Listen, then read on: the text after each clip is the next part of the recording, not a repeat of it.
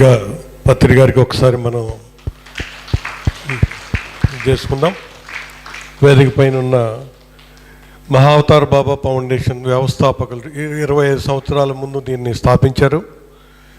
అప్పటి నుంచి ఇప్పటికి రకరకాల ఆల్టర్నేటివ్ మెడిసిన్స్ పద్ధతిలో దీన్ని ముందుకు తీసుకెళ్తూ అన్ని భాషల్లోనూ ఎన్నో రకాలుగా జూమ్ సెషన్స్, తెలుగులో నేను కూడా 4-5 సార్లు పాల్గొన్నాను. నన్ను కూడా పిలిచారు మన వాళ్ళు. చాలా టైం పంక్చువాలిటీ మెయింటైన్ చేస్తారు వాళ్ళందరూ కూడా చాలా చక్కగా. అదే ఈరోజు మానస సరోవర ఆశ్రమానికి వచ్చి మనందరికీ కూడా వారి దర్శన భాగ్యం డైరెక్ట్గా చూడటం ఎంతో మనకి సుకృతం అది. అలాగే డాక్టర్ ఆచార్య డాక్టర్ అనిల్ ప్రసాద్ గారు. ఆయన ఆచార్య అనేది ఊరకు వచ్చింది కాదు, వారు ప్రతిదీ పుష్కర కాలం పనిచేసుకుంటూ వచ్చారు. వ్యాపారం పుష్కరం. ఒక ఆదిత్య పబ్లిక్ స్కూల్ స్థాపించి 20 మందితోటి మొదలుపెట్టి 600 మంది స్టూడెంట్స్ ఈరోజు కూడా మర్చిపోలేని విధంగా వాళ్ళని తీర్చిదిద్దిన ఆయన 12 సంవత్సరాలకు మళ్ళీ అమెరికా పోయారు. 40 సంవత్సరాల్లో వెనక్కి వచ్చి MBBS చేశారు. 50 సంవత్సరాల్లో MD జనరల్ మెడిసిన్ అమెరికాలో కంప్లీట్ చేసుకొని అక్కడ వృత్తి మొదలుపెట్టారు. 62 సంవత్సరాలకి మ్యాక్సిమం 64 సంవత్సరాలకి వారు మళ్ళీ ఒక వృత్తి చేసుకుంటూనే బోధానంద సరస్వతి గారు, స్వామి బోధానంద సరస్వతి గారు అంటే చిన్మయ మిషన్ పరంపర వారిది. డెట్రాయిట్లో ఒక ఆశ్రమం ఉంది, అక్కడ వారు దానికి ఉపాధ్యక్షులుగా పనిచేశారు.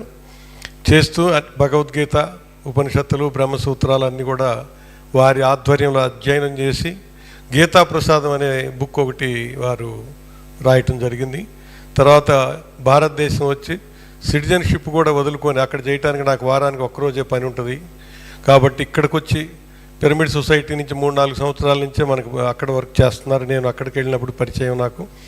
అప్పటి నుంచి సిన్సియర్గా చక్కగా ఏమి ఆశించకుండా నిస్వార్థంగా పనిచేసే ఆచార్య డాక్టర్ అనిల్ ప్రసాద్ గారు మనకి మన సొసైటీకి అద్భుతమే, అనుమానం ఏమీ లేదు. రాబోయే కాలంలో తెలుసుకుంటారు. గత 15 రోజుల నుంచి నేను వారితో తిరుగుతూ ఉన్నాను. సుమారుగా ఒక 10 క్లాసులు అయినాయి. లక్ష్మణరావు గారు గైడ్ చేస్తూ ఉన్నారు. ఇద్దరం కలిసి వెళ్తూ ఉన్నాం. చాలా అద్భుతమే, దాంట్లో అనుమానమే లేదు.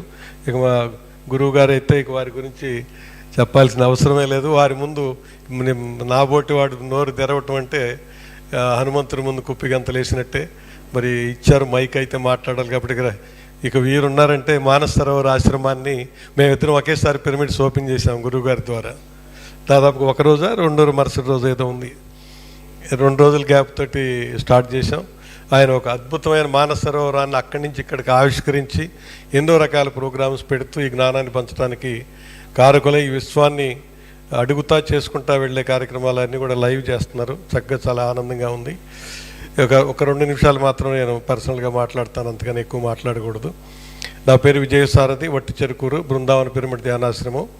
వీరితో పాటు నేను కూడా అప్పట్లో 2 పిరమిడ్స్ కట్టించారు లక్ష్మణరావు గారి దగ్గరుండి, ఇంటి మీద ఇంటి ముందు కూడా. ఒక అద్భుతమైన జీవితాన్ని అందించడానికి ముఖ్య కారకులు లక్ష్మణరావు గారి ప్రేరణ.